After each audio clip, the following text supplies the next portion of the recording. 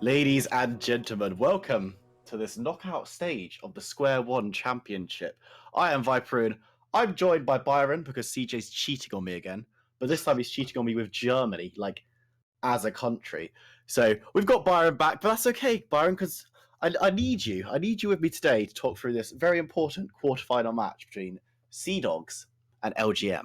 Am I just a rebound? Is that how it is? Yeah, Well, yeah, pretty much. But anyways, I tell you who doesn't need a rebound, Lao Ganma. Right now, coming into playoffs, they've been on a 5-game win streak, excluding forfeits. They've beat UE, CBA, Team Alpha, Omega Team, and also Sea Dogs. Their head-to-head with Sea Dogs is 2-0. So Lao Ganma coming into this match, they are going to be the heavy favourites. However, Sea Dogs, they're not a team to be underestimated. Looking through their players, they have a lot of strong members who I certainly have my eye on, so it could be a very close series. hopefully, it will be a very close series. Yesterday, of course, if you weren't with us yesterday, we saw Tap losing out. It's still Tap for this tournament, I believe. They've just been picked up by an organisation, but it's still Tap for this tournament. They lost 2-0 to actually CBA, who will be going forward onto the semi-finals, and they'll be joined by the winner of this round, as well as Glorious Gaming and Raw Reapers, to go into that semi-finals and then onto the finals to try and win this first ever SQ1 Championship. Hopefully, we get a 3-game series here because I love watching some League of Legends. But do you have any, before we look at anything else, just from what you've seen of these teams and the little bits of research we've done, do you think there's a favourite here, or do you think these teams are quite evenly matched? I think it has to be that Gamma are a little bit of a favourite, and funnily enough, the area I already want to look at is top side.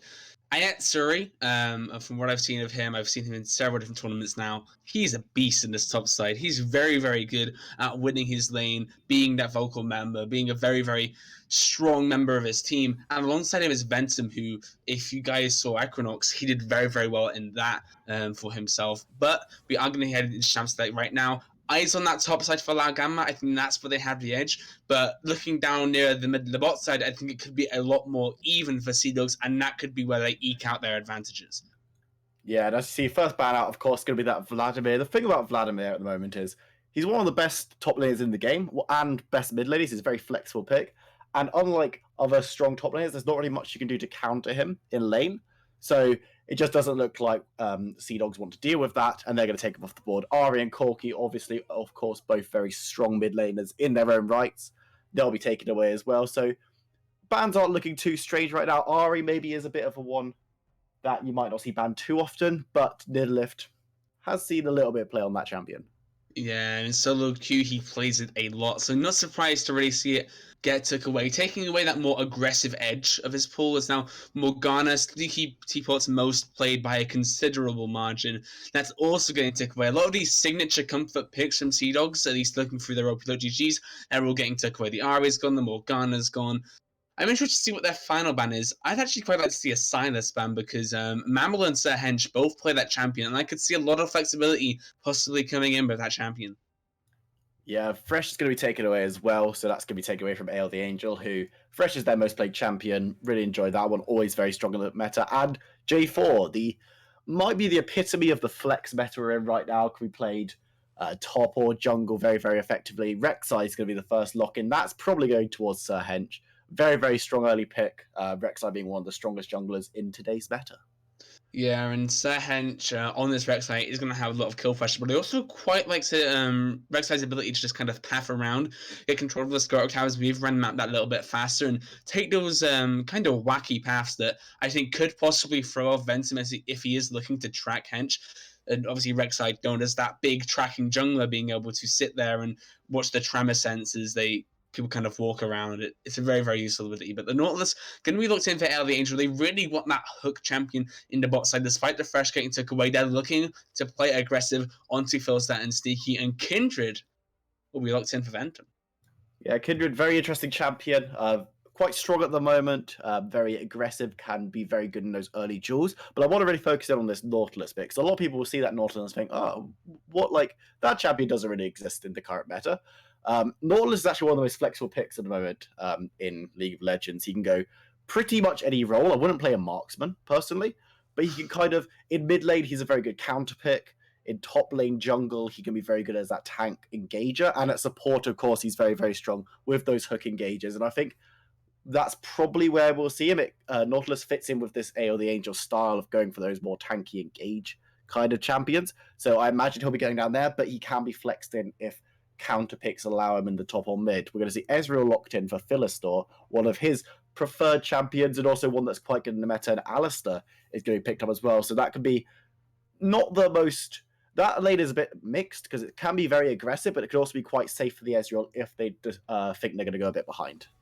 Yeah, I really like drafting the Ezreal Asta after seeing the Nautilus. It kind of forces it to be flexed away a little bit because trying to engage onto an Ezreal Alistair probably isn't the best idea. Sure, Nautilus, he has a lot of that engage and a lot of the CC, but either you're going to land it onto an Alistair who can use his Unbreakable Will and it's super hard to kill him, or you're going to land it onto an Ezreal who's going to Arcane Shift away. So I really like that bot lane draft. That's that for the start and see T-Bot have got for themselves. However, the Kai'Sa is very good into the Ezreal because when Ezreal likes to, if you are expecting Ezreal Alistair to play that kind of safe style like I was talking about, looking at a Kai'Sa just saying, sure, I'll take an early game scaling bot lane where you just get to farm up. I'll be very happy with that. And it's almost like handshaking the lane at this point. It is very, very good pickup. Sorry, is Singed actually going to be taken away? That surprises me because through my research, at least, I didn't see Singed in any of their champion pools, and it isn't really seen in the current meta. No, Singed isn't really seen in the current meta, so I don't really know what that ban's about. But I mean, maybe they know something that we don't about Mabel and Singed, or maybe they know something about Singed that we don't know. But yeah, of course, mechanics will be taking this Kai'Sa over 100 games on this champion in solo queue, with the Stormrazor buffs as well, which were kind of a interesting decision by Riot. They decided to buff Stormrazor so that more people would build it, but it turns out that it's just still only being built by Kai'Sa, but it's now just stronger on Kai'Sa.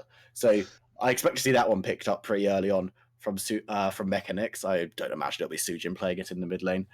Poppy and Fizz will be taken off the board as well. Fizz is quite an interesting ban away, so maybe they know that Sujin wants to play a little bit of the assassin. But Poppy, of course, pretty strong at the moment and is very nice to prevent stuff like engages from Alistair, Nautilus, anyone who wants to be dashing in, really Rek'Sai as well. So just get rid of it so that both teams don't have to worry about that annoying little Yordle. And they lock in the Lux pick. Now, this still could be Lux support and Nautilus top, so don't instantly think it's going to be Lux mid, but I'm not a big fan of this. That's a very immobile champion, and you've looked in against an Alistair and a Rek'Sai. That is a very, very scary thing to do, and if Sea Dogs decide to draft more engage, this could get from bad to worse for the side of Algama, because that Lux pick can very much be a sitting duck, as they're going to look in, I believe that is Veigar for the mid lane. I hate Veigar. Well, people need to stop. Well, it is one of Nidalee signature picks. It's his second most played behind Ari, and for good reason. Veigar is a very, very good scaling pick, and if you've looked in the Ezreal Alistair and expecting more of a passive bot lane, and now this Rek'Sai is able to bring a lot of priority around in the jungle, I think picking a Veigar here is a very, very good pickup, because it means you're able to sit there mid, scale up, have a nice calm game, and play to your team's win condition, as the Ornn going to be the final pick coming in there.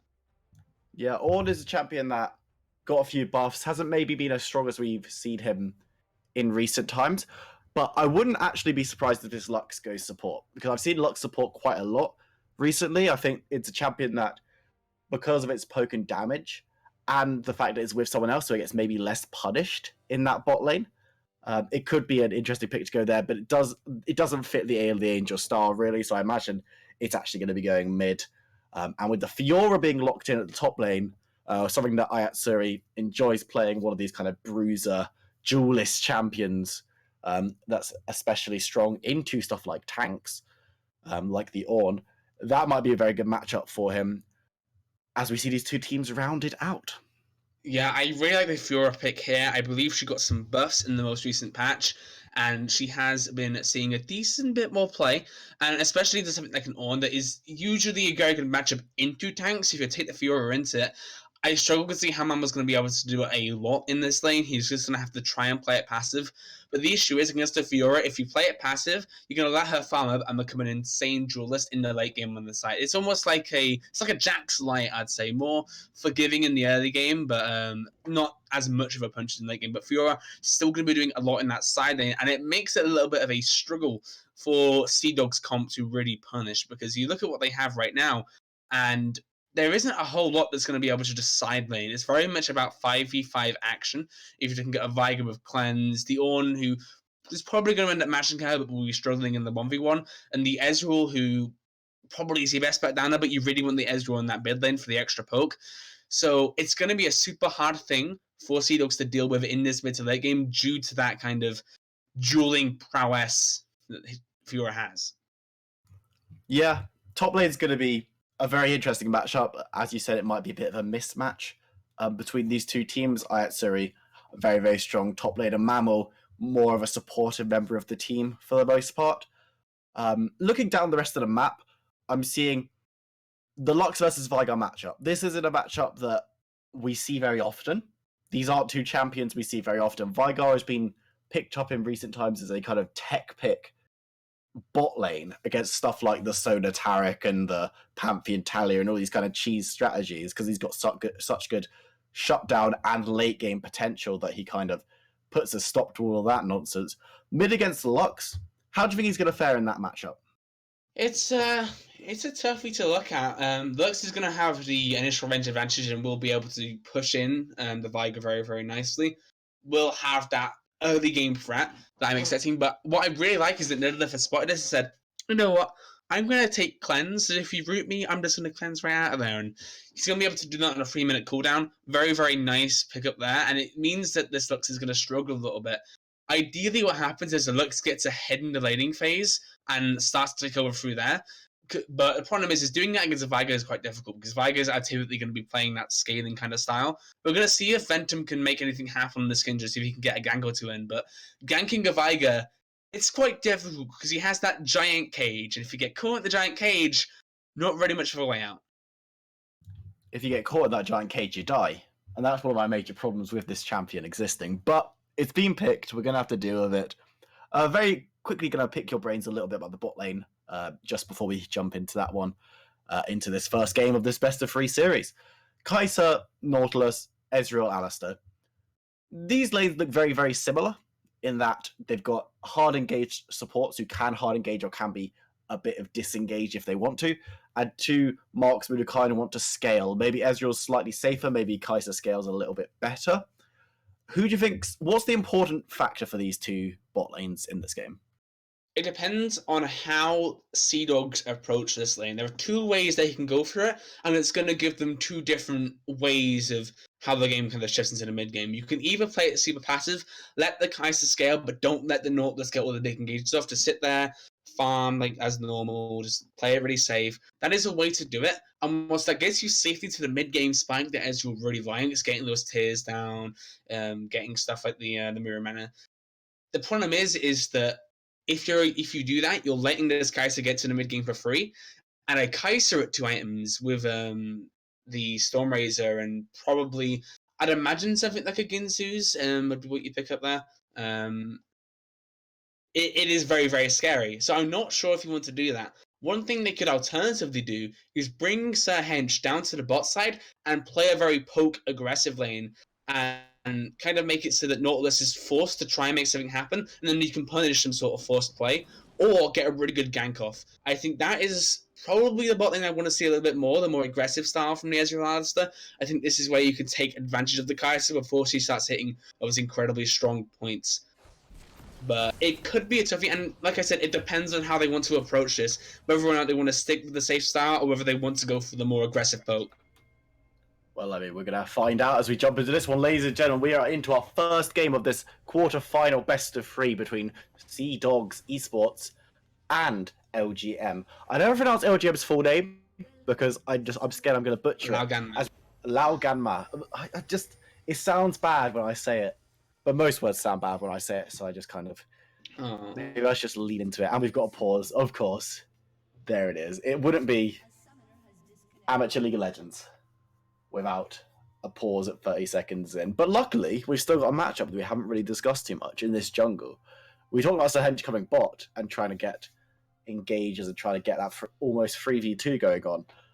How is he going to fare against Ventum, who's going to be going around the map looking for those marks, trying to get those jewels off, as Kindred is a very good duelist? How is Hench best going to shut Kindred down? Do you invade? Do you try and deny all of the marks? Do you go for early ganks? What's he got to do in this matchup? Well, the issue is his top lane isn't going to have much priority against the Fiora, and his mid lane isn't going to have much priority against the Lux, unless some really cool ganks happen. So the issue is Sir Hench now needs to focus his efforts towards that bot side, and try and get control of the Scuttle Crab there, possibly look to invade Kindred on her bottom side, where the bot lane I'm expecting to have a little bit more of an advantage. The issue is that if the Kindred mark goes up towards the top side, he needs to kind of be there to defend it, or at least get a ward down so he knows that Kindred is there.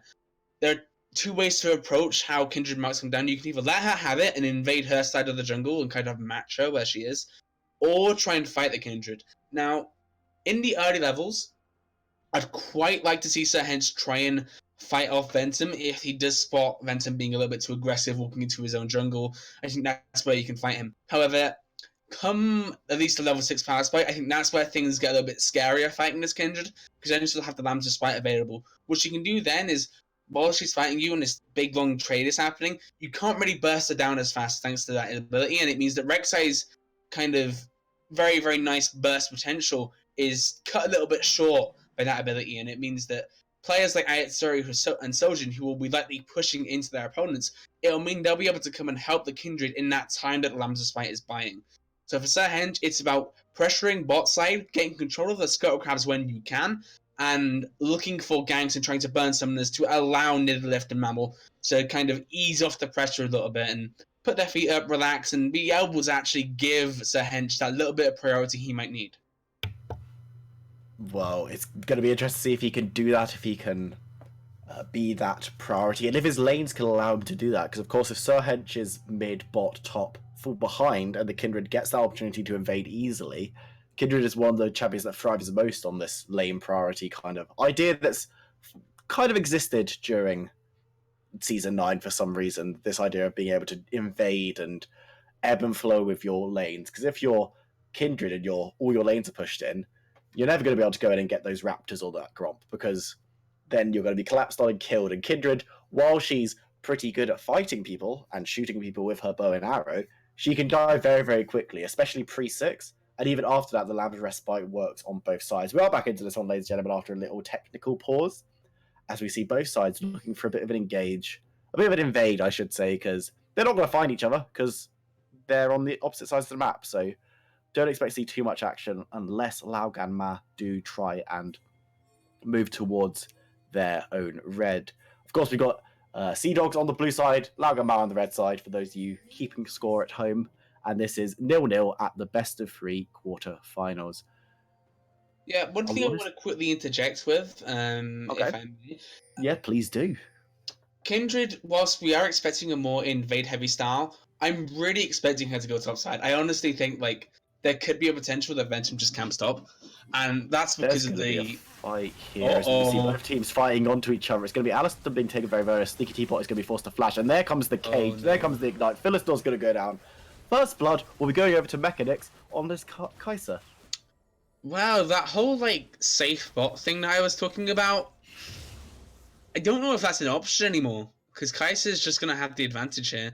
I think you need to really try and punish her where you can now, because that extra little bit of gold is just going to really push her forward. And this topside matchup, before I was so rudely interrupted by that invade, it is something I'm expecting Ayatsuri to really come out on top on. I think if you give Ayatsuri 1 or 2 ganks, force out a flash, or possibly even a kill onto Mammal, I think that could be the best idea. We do see a little bit of a scuffle here by the skull.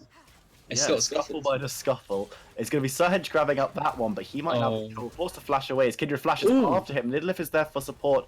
The red buff ticks down, but now we're going to move straight topside. These two teams are not letting up. Sir Hedge is going to burn down to red buff, was moved directly bot. Back to mid, Nidavellir might look at chase bed. If he doesn't fancy his chances, that is 2 quick kills over into the side of LGM, and that's definitely not the start you wanted as Sea Dogs.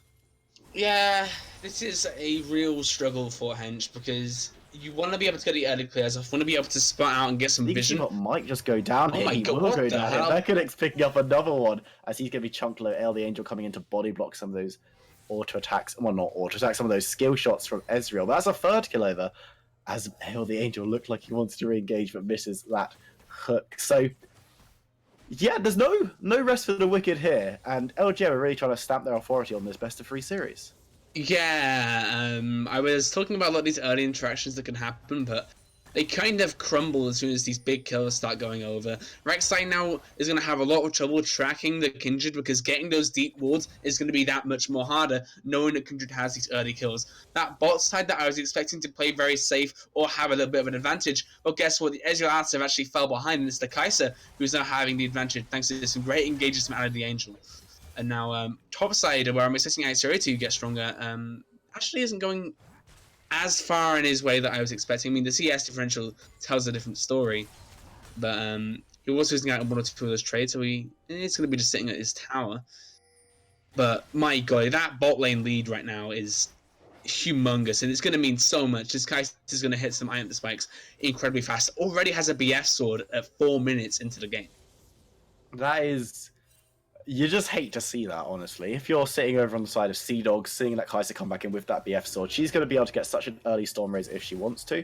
She could also go for the strat where she buys components in order to upgrade faster with her abilities. We're gonna have to wait and see what mechanics does, but I think an early Storm Raiser would do him a lot of good.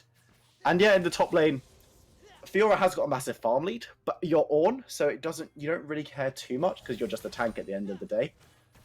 You've got that massive engage at 6. You're not really going to be winning those fights with Fiora at any stage. If you see Hench jumping in, Sujin's going to be forced to flash out of the cage. And that is why this ability is so oppressive, because if you don't have a flash, you don't have a cleanse, and you get caught in that ability, you're getting chunked. And at level 6, you're probably going to die if you get caught in there and you're not a tanky target. So very well played by Sir Hench to kind of give a bit of pressure over to Nidavellir and try and take away a couple of resources from LGM, but the gold lead is looking pretty rough, even at this 5-minute mark. And it might have to be this mid lane where SDS try to find their way back into the game. But the problem is with this mid lane, Veigar isn't really going to be effective for a while. We do see, though, On the roam is going to be knocking Sujin back into the tower. Sujin's just going to go down there. The tower's going to take him out. It's going to be a kill over to Nidavellir. So that is one return kill. Very, very nice roam from Sneaky Teapot, leaving Philistore down bot, playing safely. Something you can do on this Ezreal, although he's going to be hooked. He's going to take a little bit of damage, but he's quite safe to stay down there on his own as long as he's careful. So it does give Sneaky Teapot the chance to get back in. And the teleport from Sujin teleports around to Sneaky Teapot when Ventum is there. He's going to be laying on some damage with this red buff. Sneaky Teapot going very, very, very, very, very, very low. He's going to go down. Ventum picking up that one. That is his second kill of the game, as Philistore might be tower dove here as Mechanics and Ale the Angel put down the hurt. They put down the ignite. They put down the kill. Pause instantly there for one side. I believe it's going to be SDS pausing up that one. But we have a lot to talk about, so it's okay. With LGM, they've got 5 kills to 1 over on the side of SDS. Yeah, and the issue is that one kills on a Veigar. Now, as I was gonna say before I was once again rudely interrupted by fights, I feel like this might be a theme across the series of how these guys are playing. The Veigar pick is very much one that you invest into scale. Get that huge AP off of the queue after about 20-30 minutes. Start being that big threat come those late game fights. The issue is that if he's the one getting the lead and the people who he's expecting to have priority are the ones losing out, I'm worried for if this Veigar is going to become effective before the game's over. Like, he might have a little bit of priority, but right now, he's because of the gank that Ventum made there, the priority's kind of been even out mid, and it's going to be Lux who's still going to be pushing him in very well, very, very hard. So I do worry. I don't know if this Veigar is going to be able to carry his team, per se. I want to see players like Hench step up and start to make big plays. The problem is that there's not really much of him to play around. Like I said, Veigar isn't the biggest priority laner. Top lane, you've got Fiora with a hard-winning matchup, and bot lane is losing incredibly hard. You need to find a way to get a gank off, or at least get some farm, get yourself back in the game. But right now, the advantages to do that, the ways to get around that, they're thinning by the second. I think the game it's not over by any means, but it does Yes. look very bad for Sea Dogs. LGM coming into this one are the favourites, and coming in so quickly and getting such a lead in pretty much every position. The Lux, you can say, oh, well, she's died once, she's farm equal. But that death was as a result of a roam from support that then got turned around in the bot lane with a dive and a kill. So it's kind of, her death was basically a trade 1-for-1. And you could like say, haha, Inting, because she's the only person who's done this team, which, to be fair, is accurate. But she traded her life for the life of bot lane, and her bot lane is getting so far ahead now. The Lux is going to be, if Lux doesn't get ahead, she's going to stand at the back of fights. She's going to lay in that snare, and whoever gets snared is going to be killed by Kai'Sa in these late game fights, or by the Kindred. So it kind of doesn't matter too much how she does. We almost got back into the game, but then we are going to see another little pause coming in. But I don't. Mid lane has to get going. You have to see Nidalee getting going for Sea Dogs, and you have to see someone like Sir Hench or Sneaky Teapot making those plays. Philistor should be safe enough when he's in lane, as long as he can keep the lane not under his own tower. Which, of course, is difficult on Ezreal in these early levels, because he hasn't got any way of finning or clearing the wave, particularly. So it's going to be on him whether he has to play safely, or else he might struggle to just be dove by Kai'Sa and Alice and Nautilus. And while Kai'Sa can only get so fed, the difference between the Kai'Sa and the Ezreal can still increase if the Ezreal is put so far behind. So we're gonna have to see how Philistor reacts to this one. But he's a good player. I imagine we'll see some kind of reaction from him in the coming minutes. As we're back into game, ladies and gentlemen. Yeah, I'm really, really worried about this bot side. They haven't acted on any of the win conditions I actually gave them, and now I don't know if Ezreal can just survive being in the lane. Now you can see with the priority they're able to go and secure the Inferno Dragon very easily at 6.5 minutes. And now you look at this. I'm sure Edge was able to step up on farm right now because the bot lane isn't there. But as soon as Kai'Sa and Nautilus come back into this lane, Ezreal has to be so careful, because at this point, one single hook lands from Nautilus, and Ezreal's gone. Like I said earlier, he should theoretically be able to dodge a lot of this aggression with his Arcane Shift, but the issue is that's very difficult when you're behind, because you need that farm. You really need to get some sort of CS lead. But as soon as you step up to a CS, that Nautilus is going to be waiting, frothing at the mouth for an engage. Yeah, and if Nautilus can land those hooks, we've seen AO the Angel land some. He hasn't landed every single hook that he's thrown in this game by any means, but he has been pretty on point with them. And if you catch out someone, then they die. And even at this point, if the Alistar steps up to defend, then the Alistar probably goes down. As Suri puts the ult down, Mamla's going to return it with the Call of the Forge God. Neither of them is going to go down. Ult traded for ult. The top lane, I mean, it shouldn't. I don't expect to see too much action coming in from the top lane if someone makes a mistake, but so he's going to use the parry. It's not going to be enough to do anything. Though, Philistor's going to be caught up with the hook. He's going to be ulted by the Kai'Sa, who's going to get one more attack that's going to get him down. Sneaky Teapot will probably be able to walk away. Flash was used by Mechanics there to confirm that kill. As we do see Mammal trying to come in. Kindred is there. We're seeing Lux roam up as well. So Mammal might be in a bad position chasing on. The snare is going to land. Rooted up. Explosion of light. Ventum might look to pick up this kill. Gonna mark first though, because he wants that extra stack. Following Mammal around. Gonna get those last few auto attacks. Obviously, looks a little bit BM, but Ventum picking up that stack. As sees the hench flashing straight onto Sujin. Nidalee is gonna get the box down. Sujin is gonna go down here with the ultimate coming in from Vigar. As we say, that is the win condition for Sea Dogs at the moment. But bot tower, it's pretty much gone at 8 minutes. Yeah, it's such an unfortunate bot lane, but it's a tough situation now. This Kai'Sa is going to become unstoppable very soon. And once you are able to get a few mid platings, get Nidalee to a good point in the game, get our GLP, obviously does have the glacial augment, which isn't something we were able to really talk about. I worry too much. I think that bot lane has snowballed incredibly out of control, and mechanics is going to be such a huge threat in these fights and super hard to lock down. Kindred also going to be a huge threat. 3-0-1, 50 CS, has a decent bounty on her head right now for good reason. Legends are doing a great job at just farming up and becoming a huge threat, having all the right pressure in all the right places. And sure, okay, if it was just Kai'Sa being a threat, I'd be like, oh, it's fine. Veigar will be able to land a cage and get her down, all that. But it's also the Kindred, and you can't kill 2 targets at the same time if you're Veigar. It's very much single target damage that he has, and that's a very big issue.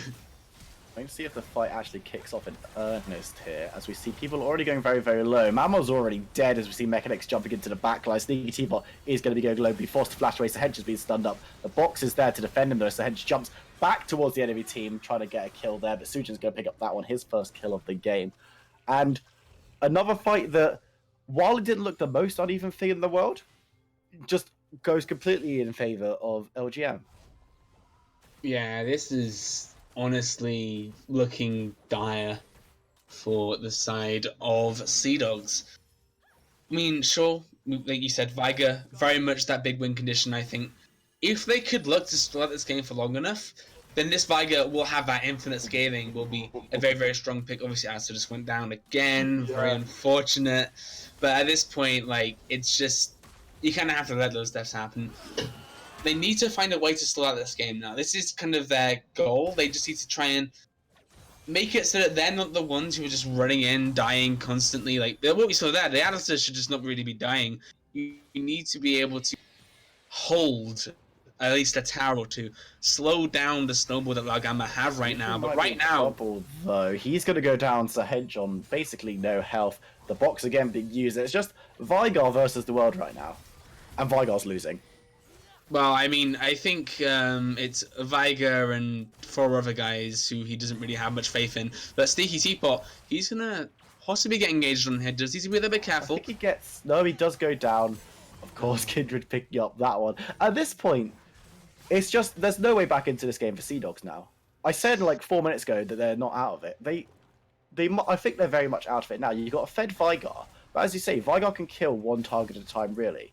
And when the rest of your team isn't really doing too much. So Hench has been active with those ganks. But outside of that, you've just got people who are behind. Every lane is behind at this point. Even Sahedge, who's doing well, and he might actually get another play on here onto the Fiora. The Call of the Forge Girl comes in. The Horn, as the spell immunity comes in, but he's going to be chased down. Nonetheless, Sahedge probably not going to look for a tower dive, I imagine. They're going to be forced to back away. But then, a good play from Sahedge doesn't lead to anything tangible in this lane. And he is still very much behind to Ventum, as we see Mechanics jumping in, just assassinating him. I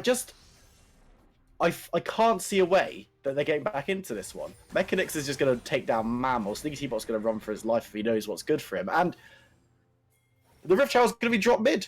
They're going to pick up all of the tower plates in the first 12 minutes, assuming that they can siege this one down in the next 2.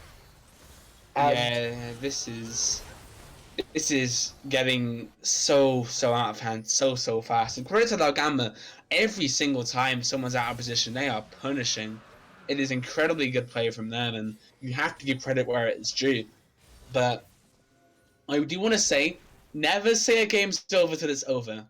Now, what the percentage is looking like for Sea Dogs to win this game is very, very low. You're looking at about a 1%, 2% chance. But still, that chance exists, okay? And I will sit here and I will defend it. I'll believe in the Sea Dogs hype. You convinced me. The game's not over till it's over, okay? And whilst things like this like, I just want to make a point, man. Can I just do that, please? I've stopped cutting you off for these kills now. If it's just a pick, I'm just gonna let you roll with it, because at this point, I don't need to... Mechanics could actually get picked off here. This is going to be huge. That'll be a big no. Do you know what? He's got friends. It's going to be Ventum. Sujin picking up that one with Ventum and Ale the Angel's support. I just looked down at the minimap. I was like, this is a good pick, and I just saw red dots moving, and I was like, oh, you know what? Maybe not. As this could be all the plates going down before plates fall off, which is something we don't see very often in League of Legends. And it just Sneaky Teapot's going to look for the Hex Splash engage. He's going to knock up Ale the Angel. He's going to be knocked back into the tower. Sujin's going to be laying on the tower. As is Mechanics, though. It's going to be Ventum picking up a kill there. Mammal's already gone down. Sneaky Teapot's already gone down. Lilith's already gone down. Ale the Angel did fall, though, in this engage. He's going to jump in to pick up that one. He's going to pick up the last one. It's going to be a clean, well, not a clean ace, an ace going over to LGM, because they did manage to pick up Ale the Angel. But what percentage chance does Sea Dogs have of winning this game now? Okay, so it was Just out about of 2. interest. It was about 2% before all these kind of extra plays happened when I said it. Now Okay. we're looking at about, I want to say 1%. It's gonna be a very, very tough ride for them to get back into this game. And like I said, the only real threat they have is Viger. He can still do stuff. Promise, he can still. If he uses his glitch correctly, if he uses his GLP, he should be able to get his abilities down the target and kill them. And if they're Okay, able like to, we'll see here. oh But no, Fiora might riposte. not be the best target because she has got that riposte. She might still go down there. She's gonna be forced Oh to run no. away. A sneaky teapot is gonna be coming. No, he gets away. No, he doesn't. Ale the Angel jumps in and grabs him. Ale? You know what's gonna get Really? ignited. Nidlif does pick up a kill there, picking up Nautilus. Sneaky teapot. Oh, dodges out from the Lux final spark. That's actually a 1-0 trade over on the side of Sea Dogs, and any kind of small victory at this point is good news for Sea Dogs. If they can keep going in this game, and they have been funneling very effectively onto Niddlelift, so as long as the Vygar's there, maybe they have a hope. I mean, they do if that can make mistakes. That's the thing about League of Legends. It can all be fine and dandy, you can have a huge gold lead, but then your teammate just keeps running it down, and then all of a sudden you've lost the game. That can happen. And this Viger, whilst he is nearly dying here, and it is getting very, very rough for him, he still has a lot of damage on him, and I still feel like if someone does outposition themselves, they throw themselves at this Viger, not really thinking about it, that Viger will just kill you. And that can very much be how they get back into the game. The issue is, alright, you look at the rest of their members, and they're all just so far behind that it's hard to see any of them having much of an impact. The Alistair can still do stuff as he's Alistair. Rek'Sai is going to struggle, but can maybe do stuff. But it's Ezreal, he's going to be absolutely useless, really. And the Ornn, he's a tank, but being this far behind, he isn't going to be very tanky. As the Alistair goes down again, his team's nowhere near. And Nidalee trying to 1v2 defend this tower, but it isn't. I don't think he's going to be able to. I mean, he might be able to actually clear away very easily as that mage, but if you just get hooked once, like we talked about in the laning phase for Ezreal, you get hooked once and you are donezo. Yeah, I'm not even fully convinced that Nidlif wins the 1v1 against Mechanix at the moment, because while Vigar can kill you very, very quickly, Mechanix can kill Vigar very, very quickly. He's 9-5, has that Rage Blade, has that Storm Razor, as we've seen Nidlif not going to be picked up. The meters instead, as people from members of LGM look towards topside. We're going to see Ornn getting cut down to about half health, and it's just, when you've got one winning lane, and that lane is not even like Vigar is beating Lux, like that is just how this game has gone. But the rest of your lanes are losing so much that you can make a play. The Vigar can only be in one place at once, and LGM at the moment they're splitting up their forces, they're moving around the map, and Vigar can't defend all 3 towers. And if Vigar isn't there, then SDS can't take fights, because if they do, then they'll just be run down. Yeah. Even when Vigar is there, the fights haven't really been going their way. So it's looking very, very rough for Sea Dogs. And it has to just be on Vigar to win a fight somehow, but it's difficult. We're going to see a Hex Flash coming over from Ale the Angel. They're going to take that tower. He looked for the engage, but decided that the tower's probably worth more. And they're going to back off again. It's a 15k lead at 18 minutes, and it's really rough, honestly. It's the only way I can describe it for Sea Dogs. But all credit to LGM. They've been playing this one almost flawlessly so far. Well, I mean, they have died like 5 times. They've died. There are 5 deaths in there. I mean, you could call Sujin Inter if you wanted to. Well, I'm not going to do that because I have respect for all of these players. Because they're professional. But one thing I want to talk about right now, like you talked about, I think I love that point you made, where if they don't have Viger, there's nothing much they can really do. I want to just emphasize that point. If you look at the KDAs, so Viger, 4-1, 4-1-0. The rest of his team, so this is imagine your solo queue, like your platinum or your diamond, just your promos, and you're that Viger, you're 4-1, you're having a solid performance, but you look at the rest of your team, and they are 1-19-5 combined. It's just going to be one of those. But what I do like is the fact that this Veigar has opted in for GLP and Twin Shadows. I think having that extra CC will help him a lot to self peel, and that is the job of this Veigar. Just don't die, because well, sure, the Veigar needs to kill someone. The issue is that because he's the only threat on this team, if he dies, the game's over. Like, in terms of they're going to get an inhibitor at least. Whereas if he stays alive, he still has that threat. He is the most important member in this game. If this Veigar can execute a team fight well, if they can peel off correctly, players like Ventum, Mechanics, Aetsuri, Ale, all trying to jump onto him, I think that can be a great thing. And binding Twin Shadows in the GLP alongside the Glacial Augment, as the build usually goes, I like this. It's just trying to execute that perfect fight, which you're going to need to do at least like 3 times now, is going to be such a hard thing for Sea Dogs to do. And right now, they have 4 of them bot trying to get on this Fiora whilst the Baron's being done. And I don't think they're even going to get the Fiora. I don't even know if they're going to be able to they would have been able to contest that, as they do jump onto Fiora. The TP did come in from Lux, who's going to be looking to assist. Fiora is being taken low, so she might go down. The Ignite is ticking away. Nidalee flashes forward to get the ult off. Fiora is going to go down, so they do manage to get one Baron off the side, and it's a very strong split push Baron. Philistore is going to be ulted, but he manages to flash away, but he doesn't flash away from Mechanics, who picks up their 10th kill of the game. Mid tower will be going low and probably will be going down. You've got Ventum up in that top side as well, dealing damage to that tower. So I wouldn't be surprised to see Sea Dogs losing 2 inhibitors, if not more, in this push. And LGM, they are just storming to victory in this one. I think...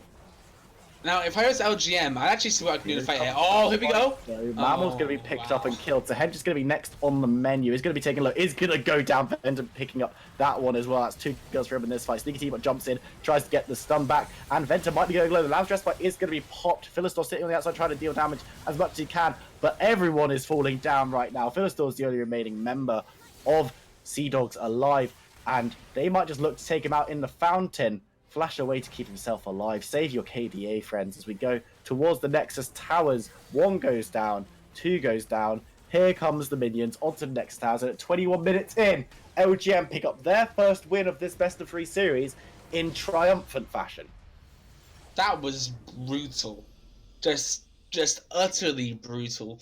Laoganma, they show that really they do have that 5-game win streak beforehand. They were showing they're on form, and this game proves to me that they are certainly at least a semi-final contender, if not a finals contender. This is a big statement win for them, and if they can continue this form throughout the series, they can get that clean 2-0. All of a sudden, they're sending a message to whoever they're against. They are a strong team, and they are coming for you.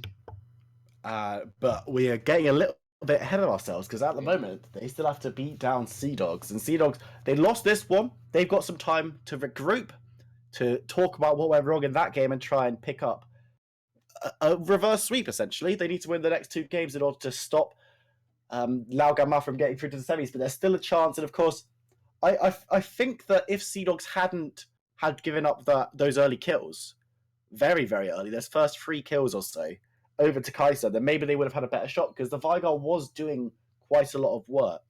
We're going to have to see how that all pans out, ladies and gentlemen. We're going to go to a short break now, but when we finish and when we come back, we're going to be watching the second game of this best of 3. It might be Laoganma's chance to get into semi-finals, or it might take us to a best of 3 if Sea Dogs manage to win it. So don't you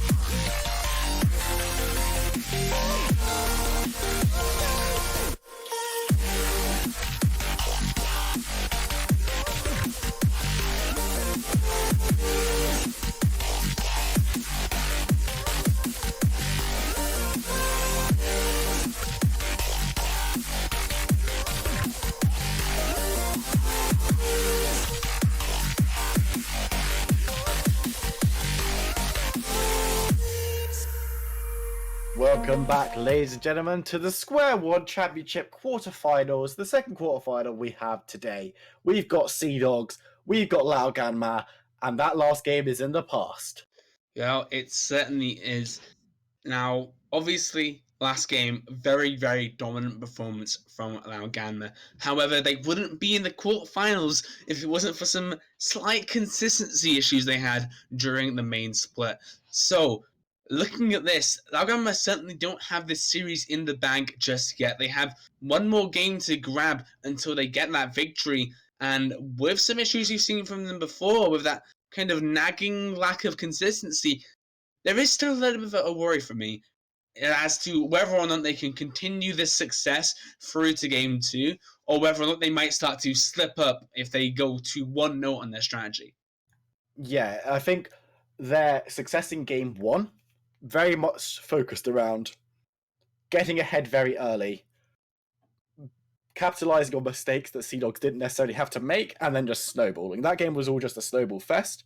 They played it relatively well, but even last game, as you said, last game, there were a couple of mistakes creeping in, a little bit of complacency, maybe some overextending. Mid lane was pretty even, you could say. Sujin and Nidalee were going even in that lane, so maybe this game they can try and keep it more locked in, more consistent with Sea Dogs, that is, and try and not give away these massive gold leads early, because if they can do that and then they can get into mid game and team fighting evenly, that's where I think Sea Dogs shine. They're a very disciplined and organized team, and I think they can do a lot of good work if they can get there evenly. Of course, they didn't do that last game, but I think this game, maybe they've got more of a chance now that they've seen what they're up against, and LGM might be a little bit disrespectful and might again try and just snowball over. And if that doesn't work, then maybe they'll stumble.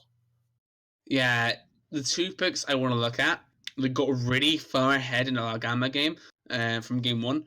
For them, it was Kaiser and it was Kindred. Those two picks were absolutely huge for them. They got super big early leads. They were able to spread that pressure across the map very early to help out their other teammates. What I want to see is Sea Dogs develop either a counter or to just get rid of the Kindred and pick away that Kaiser. Philister is a very big Kaiser player, and I feel like he could very much do a good job on that champion. I think getting it away from mechanics is probably the best thing you can do. Obviously, with all Stormrazor buffs, Kaiser's getting stronger and stronger and stronger. You really want to just take that power pick away if you possibly can. You don't want to give Kaiser back to mechanics after that. After that game, that is very important, because with other marksmen, if they get that head, they can still front to back your team, and they can still, if you have, say, a Jinx or a Sivir, they're still going to be just dominating your team when they're that far ahead. But with Kaiser, who can dive through your team and assassinate your backline on that marksman, you'll have a bad time. And as we saw last game, with Vigor being at the back, still wasn't safe from this Kaiser as we jump straight into picks and bans, ladies and gentlemen. As you can see, the teams have swapped sides. So it's now going to be Sea Dogs on the red side, LGM on the blue side. LGM 1-0 up in this series. Morgana is the first ban. And one other thing I want to quickly talk about, I want to see Sea Dogs draft passively. I want them to go for a scaling composition, but draft champions that allow them to get to that stage. Last time they did have a Viger at their disposal, but the problem was he never got to the point where he was enabled because the game just stumbled out of control. If you're expecting Malgama to go for another snowball draft, pick scaling, pick disengage, let yourself get to that point, and then take a 5-on-5 team fight at around 20 to 30 minutes with those scaling champions. That, to me, is the dream scenario for Sea Dogs, and that's what I want to see them draft towards in this kind of iteration of the draft that the sides have switched up. We've got 4 bans that we saw last game. Morgana, Ari, Corky, Vladimir. J4 makes it 5 in terms of bans we saw last game. Fresh was the last ban that we saw last game as well, so we're going to have to see if that is going to be an identical set of bans. Very standard bans at the moment, very strong champions. The Ari, again, is pretty strong, but isn't as competitively seen as some of the other mid laners, but with Nidalee playing it so much, you want to get Nidalee off this Ari. Last ban's going to be Nautilus, actually, so I don't want to see AO the Angel on that one, but that does leave his Fresh open. whether that's first pick, whether it's not going to be, and that is going to be a Graves of all champions coming in for Ventum. That is not your typical first pick. I mean, it isn't something you see a lot, Graves. I feel like he has fallen very much out of favor in the meta. You haven't seen him for a while, but Ventum is someone I trust. He's a very, very strong jungler, and as we saw last game, he was able to be very, very good. I want to see what he can do in his Graves now. I mean, Graves technically could be flexed down to maybe top lane or a cheese ADC, but I'm expecting it to go jungle as Ashe coming out for Philister. That disengage that I was talking about, well, they've got an Ashe Tom Kench. That's a great start. You could not be safer in that bot lane if you tried. Really, you could take the Ezreal's probably a safer marksman than the Ashe, but they are saying, throwing down the gauntlet, saying we're going to be not engaged upon. We're going to be safe. You don't have your Nautilus to engage on us hard. Tom Kench is going to keep the Ashe safe, and Ashe brings so much engage, disengage, and poke in that early game, as well as being a late game monster. So I really like this pick, but there is the fresh that AO the Angel loves to play so much, giving comfort over to a player who played very well last game on the Nautilus.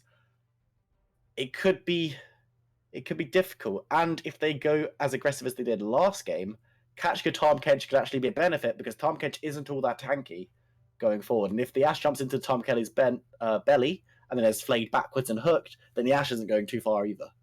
As we see Mechanics picking up Kai'Sa. Oh, God, he got it again. I mean, if Mechanics doesn't get 2 or 3 early kills, it could be fine. And it's going to be much harder to get kills in lane with Tom Kench Ashe as opposed to Ezreal and Alistair, who wasn't really there all that much. It looks like Little Lift is hovering this Vigar. It's going to be locked in. I don't like discussing hovers too much, so I'm glad he locked it in immediately. He played well on that last game. That was the only winning lane for Sea Dogs. But I will say that was a lane that they poured a lot of resources into. I am worried for the spot side. I think Ashe Tom Kench is a great disengaged lane, and theoretically it would be good into the fresh. But once again, Kai'Sa, sure, whilst this time she might not stumble as hard, still gets that very nice scaling. What I like is that Ashe has the range advantage from Kai'Sa. The problem is that I think what might happen is AO the Angel might just think, well, you know what? We might not be able to kill the Ashe because the Tom Kench gobble her up.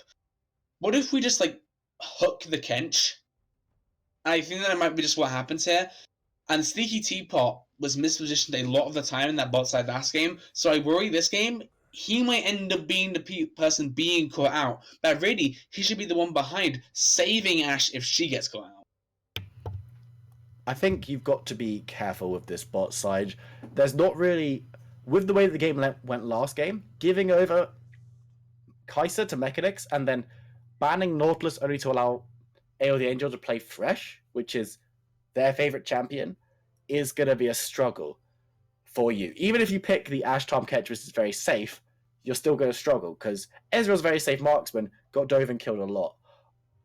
We're seeing the bans go through Fiora, Gangplank, Hecarim, and Rek'Sai being banned away, so Skarner might be the answer over on the side of... Oh, no. Wow. It's going to be the Amumu. I got baited by the high elo jungler. I mean, we did see some buffs, and Amumu does legitimize this very basic, simple teamfight kind of composition that Sea Dogs might look to go for. Very simple. You've got a win condition. You've got a condition you want to be fighting with this Amumu. And I think Sea Dogs might be just trying to bring it back to basics and saying, okay, you beat us last game. This game, we're going to create a team comp that just can't really be beat unless you play something very complicated. Well, they do pick the Ikari, though, very hard champion to engage on.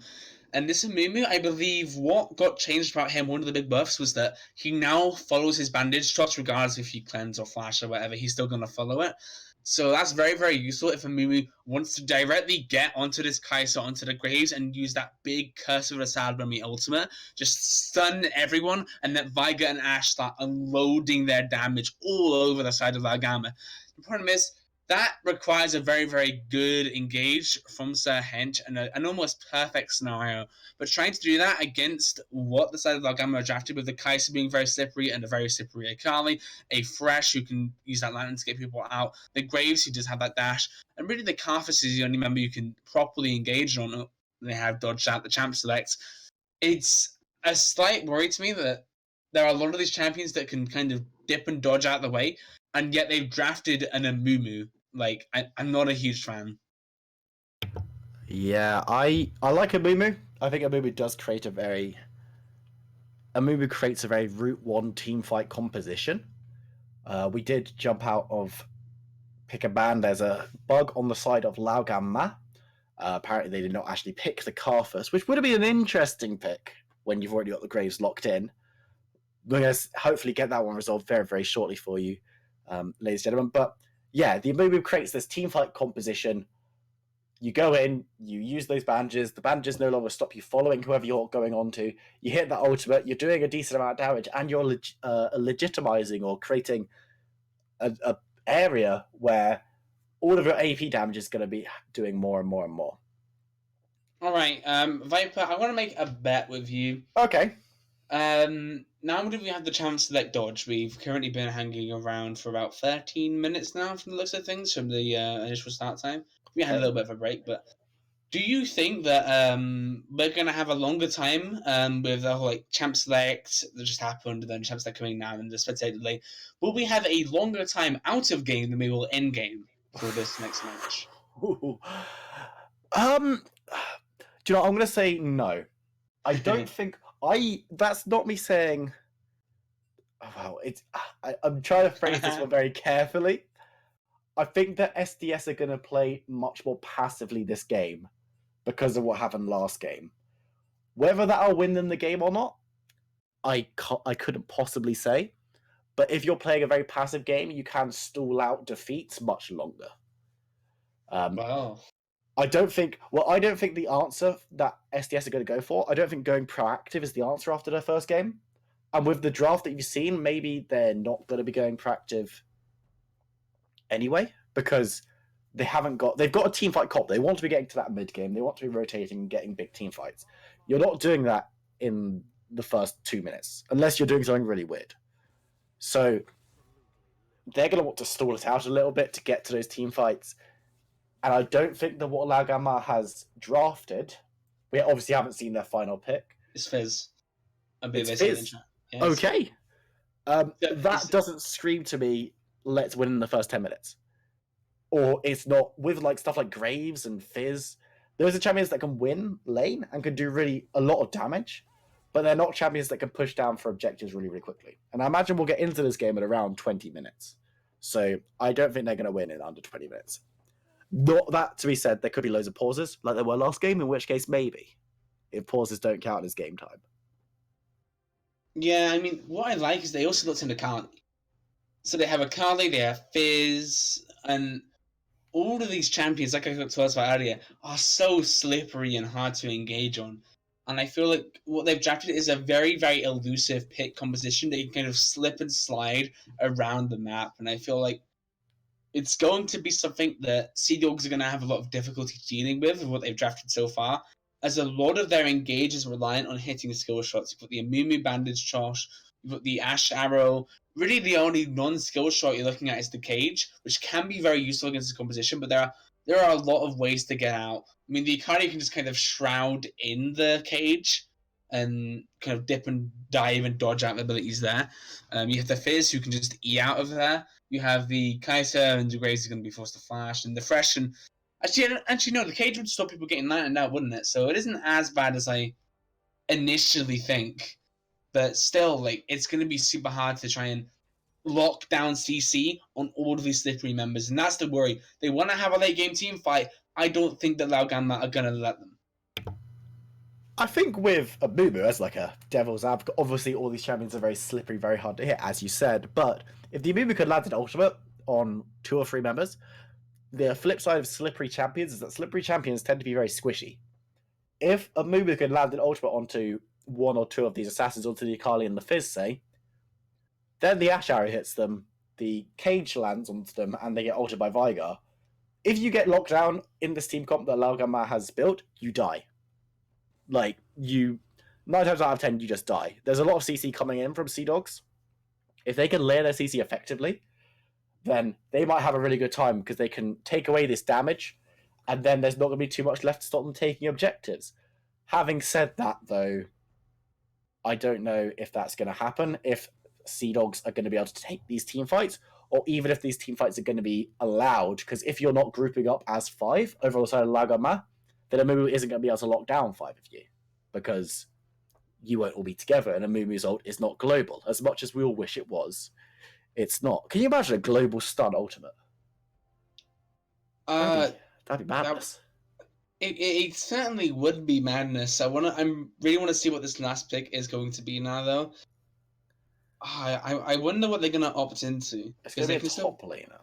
Well, it could still be time against stop, so I imagine it'll be a top laner. But yeah, be careful of the flexes. Be careful of the flexes. But it is going to be Silas' last pick. Okay. It surprises me. I don't really like that, honestly. I think they should have picked that earlier in the draft. I think instead of picking something like a Mumu super early, or maybe revealing the Ashtam Kent straight up and showing your win condition there, I think looking inside us early would have been great because of the flex opportunities between Mammal and Sir Hench. I mean, look at it now, loses the little bit of the value of the pick, sure, can be very useful. The issue is also what ultimate is he really going to be able to use in this game? I mean, sure, Chum the Waters could be quite useful for slowing down some members. The Killer Instinct could get him into fights quite quickly, but there isn't something mega impactful, something like the Requiem that Karthus has. Like, I don't see him having the opportunity to have a huge impact ultimate that's going to blow the team fight wide open. And that does leave SDS with... I just don't really like the pick. I don't think Silas is good here, because, as you say, Silas, there's not many really exciting ultimates to take from Lao Gamma. He's fine into Akali, though, so the lane matchup should be okay, but later on, he's not going to be as impactful as Silas wants to be, and if Silas doesn't have good ultimates to steal, he does tend to be a little bit disappointing as a champion, and he doesn't really fit this whole team fight thing that Sea Dogs are trying to build. I would have much preferred to see an engagey team fighting. I would have loved to see like a Malphite in this comp or something like that. Something that just like, okay, we know what we want to do. Let's just go do it. You know what pick I would have loved to seen?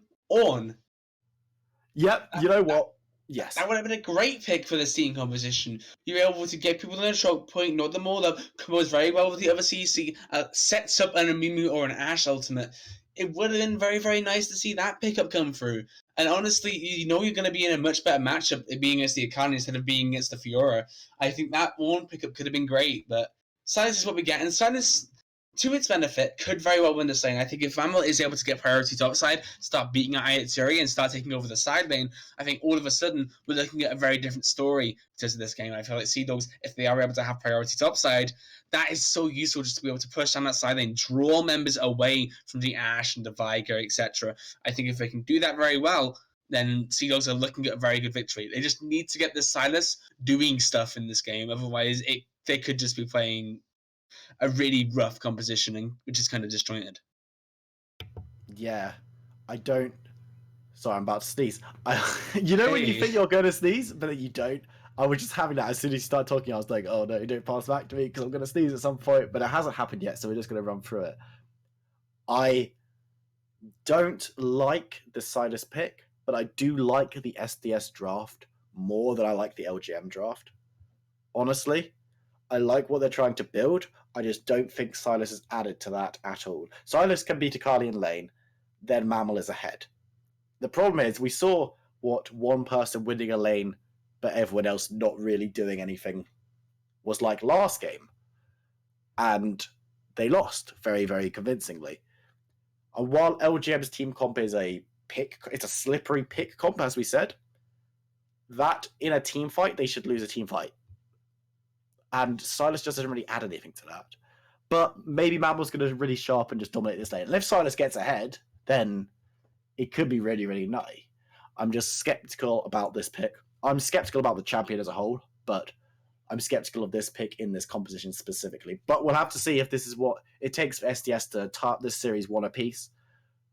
If it works, then they'll go to game 3 with that chance to getting into the semi-finals. If it doesn't, then we'll be saying goodbye to SDS for now. But of course, because they're in the quarterfinals, they've already qualified for next season of Square One. So when we go back to next season, they'll be there, which is always lovely news for teams Yeah, and I'm looking at these matchups now, and the biggest matchup I worry for is this Viger going into the Fizz. This Fizz is a super good champion into Viger. What is Viger? He's a mobile, and his only form of CC is Super Telegraph. And you're against a Fizz who has a very, very nice way to dodge CC in the what's it called? The Playful Trickster. There we go.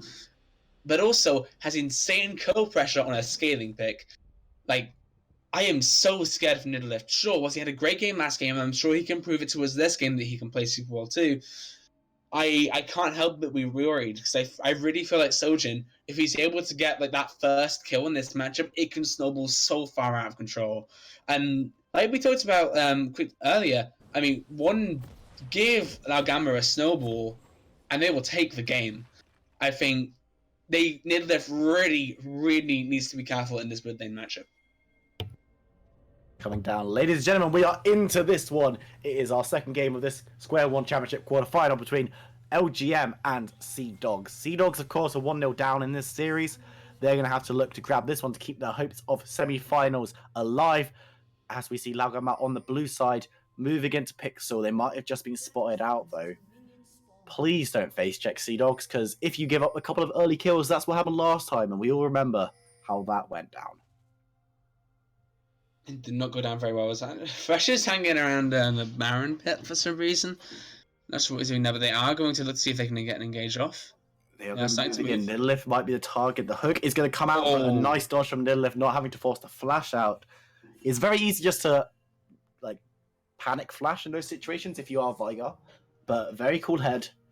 And it's always nice to see not spending summoners at level 1, which is always a positive. He has started Cage, though, which is not really what you want on Viger. Yeah, and you're not going to be able to stack up that Q till about level 2, and means that the last hitting is going to be quite hard.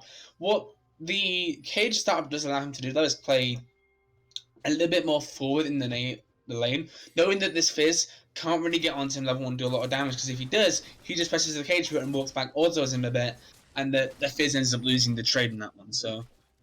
It isn't as bad as it could be in another lane, but we do see a little bit of trade going on here. Just a little bit of a scrap as we see Ventum coming in to steal. Sujin is there as well, though. A fight might be kicking off. There comes the Cage. Ventum going to be taking not too low because there's not too much follow damage, but up here we see Akali and Silas smacking at each other. Nothing too much comes of that, but we do see, I believe the blue buff was red buff was stolen away by Ventum in that top side. Yeah, Ventum just walked up, stole Sir Hench's red buff, and is now proceeding to take his top side jungle. What I like here is a good... Oh, that's a hook. And no flay, though. We're still level 1, so I don't think there's too much pressure until you hit level 2 on that fresh. And it's actually going to be level 2 picked up first by Sea Dog's spot lane, so they should be alright. Yeah, what I like of what Hench is doing here is he's recognized, okay, my top side is probably gone. Let's just go and get this Scuttle Crab, start clearing his bot side, and see what we can do there. The issue is, look at that very nice ward that's been placed on the red buff around this bot side by the bot lane of Ellie Hendra and Mechanics. That is such a great ward, because it means that Amumu can't make that reply kind of buff take without being super out of position. So Hench, with a nice little bit of foresight, has thought, okay, I can't really go into their jungle either, I'm just going to have to take my top side and accept the fact that I'm losing a lot of farm this early game. What Moonby does have, though, is a lot of good early gank pressures. Like, if he can make something happen onto this Fizz or onto the Kaiser Fresh, that could be a potential good source of gold for him if he can't get the farm secured. Amumu, not the strongest early game champion in fights. In ganks, yes. In fights, no, not in your jungle. So Graves is going to be going up in that one. Apparently there's some problems with some scenes going on right now.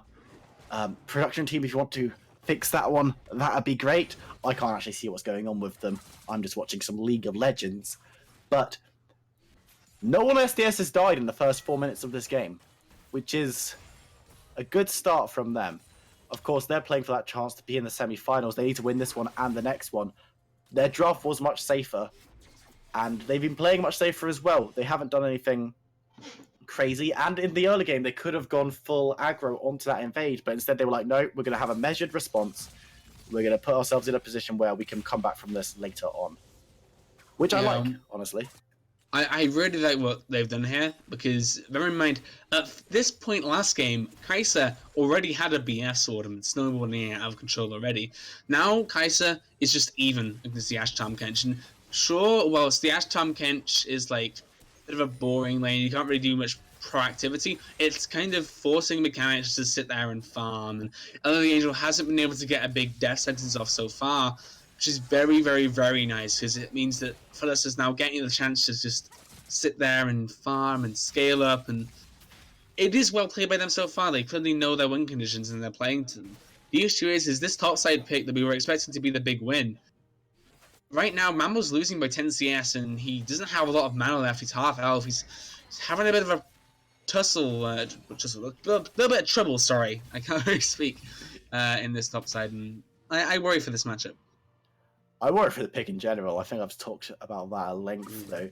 Silas, not a champion I really like seeing. The enemy comp isn't one you really need to pick Silas into, and the composition you're trying to build doesn't really fit Silas. But we'll have to see how it goes going forward. Unless he snowballs, I don't see him doing too much for his team. Uh-oh. But on the bot side, you are. Oh, I'm looking. There is something is going to be happening top side. Never still watching bot side, but what's going to occur? The hook will actually land on bot side. Ale the Angel starting that. Sneak T-Bot is going to be forced to pop that grey health to get that shield. We're jumping towards mid lane though. Direct camera taking us on a journey. Yep, and Graves saying hi to Nidlift, and Nidlift will say bye. Nidlift's just going to walk away from that one. The hook will not land again. The hooks have not been as on point, but I don't know if that's Sea Dog's baby looking for a bit more. Wow. And we see a flash coming out from Akali there. So Silas is still doing stuff. He's still getting some resources burnt from Akali. That will now open up gank opportunities because Akali has been quite pushed up so far. As Nidlift is going to be ignited onto. He's going to use the cage, but Sujin is going to use that troll port to get some damage down. Dots will be popping, but so will a potion as Nidlift gets out of that one with only burning his flash, trading 2 for 1 on summoners. Yeah, but I imagine he will be teleporting back into the lane. As now there is no support for Sir Hench. As an actual fight's happening topside too. Topside is having a fight. Mammal has also obviously stolen that Akali ultimate, but has already used it. Akali returning with her own ultimate. No kill going down once again though, as both champions decide, you know what, we're just going to back off. We're both low. Let's just chill out. We've just used our teleports. If we want to not use those again, that'd be great. It's Ale the Angel. Ooh. Didn't want to take that hook anyway because his marksman was already gone. But yeah, now this is going well. This is going well for Sea Dogs. I think topside, sure, Mammal's losing out a little bit on the CS war, but he has been having some positive trades and it's going fairly even. And I think right now, sure, also the Fizz matchup, like I talked about, Fizz is going to be the one to take control, but no deaths come over yet as the Chamber of Waters misses. Chamber of Waters does miss. The damage from Ventum isn't going to be enough to 100 to 0. He's not even level 6 yet, so you really need that ultimate to land from Fizz, but you know, he didn't spend too much going for that gank. Just the ult from Fizz was used, so not the end of the world, but nice play from Nidlift to keep himself safe. Yeah, it is good play, and now with everything nice and even, it gives Sea Dogs a much better chance come this mid game, come the late game, when these team fights are going to happen. We're currently at about nearly 8 minutes in now, and no kills have gone down. This is great news for an Astom Kench lane, whose goal was exactly that. The Viger's going to be able to scale up without the need of his team just kind of falling apart around him. The Amumu pick is surprisingly even with the Graves, despite Graves getting some great invades off in the early game. And now this topside. More fighting on the top side. Silas was going aggressive, but he did take a couple of damage from the tower. So Hench is going to be the only person to respond right now, though, because he went him recalling. As Hench flash didn't use the bandage toss, which I feel like would have been good there to actually close the distance. A lot of resources wasted on that top side, and maybe nerves or pressures creeping in for Sea Dogs there. Not what we really wanted to see from them, as we've just been singing their praises for this more controlled style of play. That was a very odd flash ultimate there. He doesn't really catch anything there. I think he maybe wanted to flash and use his fight. I'm sorry, I'm going to have to cut you off in this top layers. Mamla's going to be taken low. Mamla is probably going to go down. Akali picking up that first blood. Silas going down there. Very, very well played fight from Akali as we see Kaiser actually stealing away that blue buff as Nidlift putting the cage on himself to try and get some damage down. Sujin attacks a minion for some reason, but does manage to get away. Just going to give it a farm before he finishes off Nidlift. So that's 2 very quick kills for LGM. in about the 9-minute mark, so they might have been a little bit slower to get rolling, but it looks like they do want to start pushing that boulder down that hill.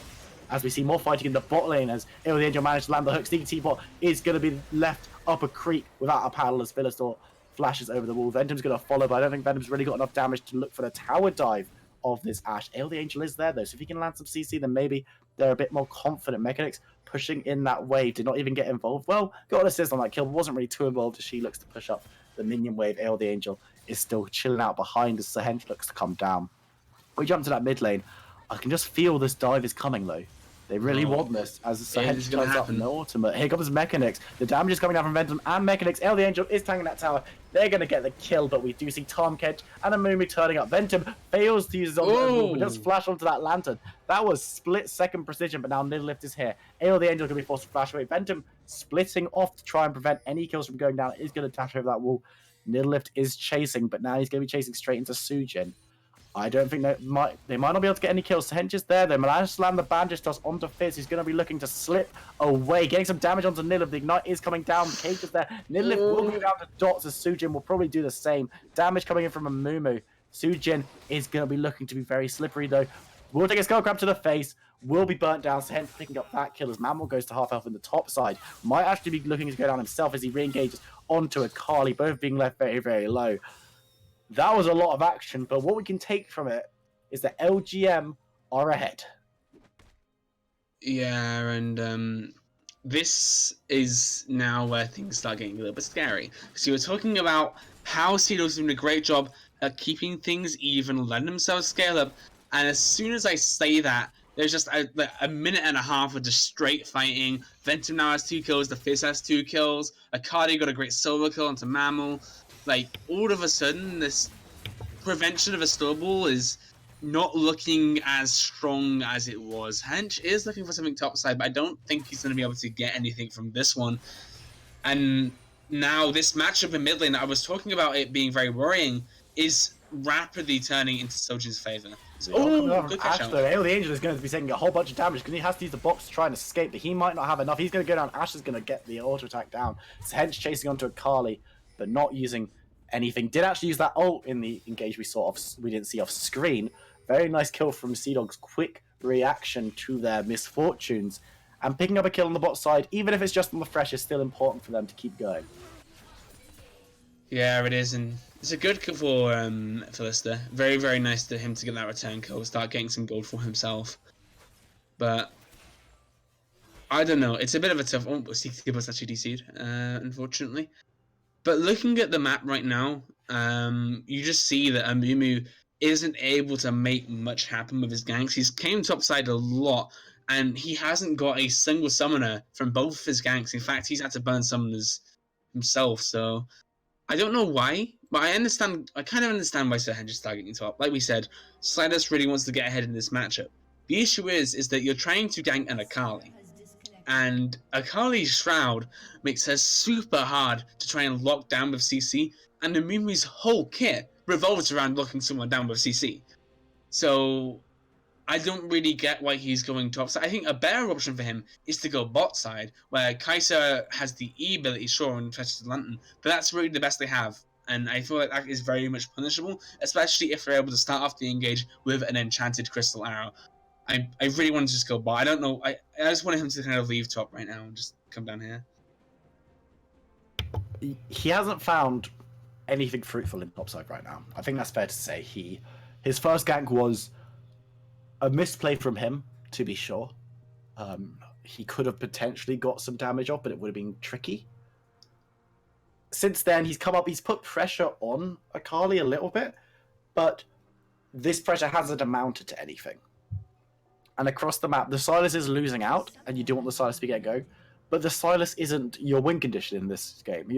In this composition, the Sylas is someone who gets ahead and does AP damage late on. Isn't part of this whole what this team is trying to do. Whereas the Veigar or the Ashe are. And you've got much more assistance in a gank from a Veigar or an Ashe Tahm Kench than you do from a Sylas. Unless the Sylas can jump onto them, he's not going to be too much help. So I kind of want him to, I want him to move around the map, as you said. And ganking a Fizz is quite lame. So yeah, bot side would be the happiest hunting grounds, you'd hope, but maybe they've got a different internal idea of what they want this game to be. But right now, Sea Dogs are behind. They're not as far behind as they were last game at this time, but they are still behind, and they still need to find a way back into this game. Yeah, it's just... I mean, they have a way back into this game. It's much better scenario than if we looked at the 12-minute mark last game. It was a very, very unfortunate one for them. It was a different story last game. Yeah, it was certainly. And now, whilst this Viger has been put behind, it is a Viger who can scale. And it's a Fizz who's incredibly early to mid-game focus, so I don't think that's the worst thing in the world. Okay, bot lane is going fairly even. I can't really argue with that, going well for them. Sure, the top side is kind of losing out, but having 2 even lanes and kind of holding out, very, very good from them. Nice attempt to use the Hex Flash. Engine is going to land onto Tom Kench, who's going to use the Cleanse to get out of that one. Interesting summon actually taken by Tom Kench to take out Cleanse to make sure that he can always get his friend out, even if he's going to be CC'd. As Mammal clears up that one, he might be in trouble though. The Akali is 2 levels higher than him. He's looking for a fight. Mammal going to be running through that Shroud. Suri getting a lot of damage from those daggers. Probably won't have enough to take him down with the flash from Mammal, and now looking to get some turn damage on, won't be able to. Once again, we're going to see the bot lane pushing in from LGM, and mechanics has just been really, really on point in the series. Zahedge has been hooked. I'm so sorry for cutting you off. Zahedge is also going to be ignited. Damage coming down as mechanics kind of bundles around the wall for a little bit. Doesn't manage to get away. The ult will land from Ashe though. The crystalline arrow going to get the kill. Oh! Moment to get a return 1-for-1, and it's going to look to slip away from under the tower. In fact, it's just going to look to get executed. Will it be an execute? It is going to be executed from the Connect. Very well played to trade 1-for-1 and get away without giving a kill.